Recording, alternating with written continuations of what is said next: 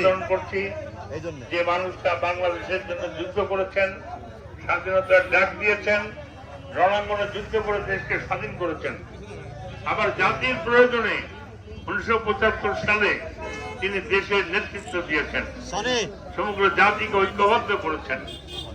আমরা সকলে আপনারা তার জন্য দোয়া করবেন, আল্লাহ রাব্বুল আলামিন যেন তাকে জান্নাতবাসী করেন।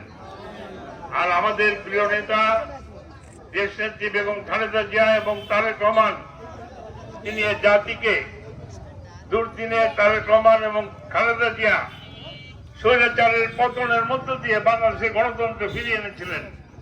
আর গত 17 বছর ফ্যাসিবাদী আওয়ামী লীগ বাংলাদেশের মানুষের গণতন্ত্রকে হত্যা করেছে, কথা বলার অধিকারকে কেড়ে নিয়েছে।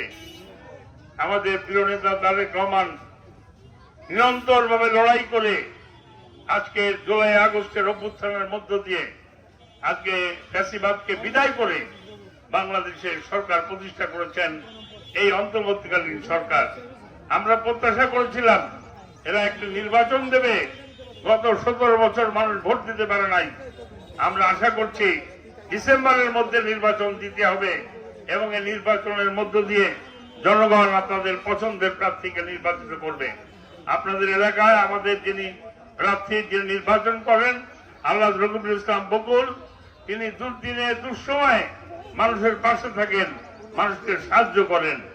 আগামীতে ইনশাল্লাহ আপনারা যদি তাকে ভোট দিয়ে নির্বাচিত করেন, তিনি এলাকার সকল সমস্যার সমাধানের জন্য নিজে ঐকান্তিক ভাবে চেষ্টা করবেন, কাজ করবেন, এটা আমরা বিশ্বাস করি। আমি আপনাদের সকলের কাছে রকিবুল ইসলাম বকুলের জন্য আপনারা দোয়া করবেন, দেশনেত্রী বেগম খালেদা জিয়া তারেক রহমানের জন্য দোয়া করবেন এবং শহীদ জিয়ার শাহাদাত বার্ষিকীতে তার জন্য দোয়া করার আহ্বান জানিয়ে আমার বক্তব্য শেষ করছি। আপনারা সকলে আমাদের জন্য দোয়া করুন। আসসালামু আলাইকুম।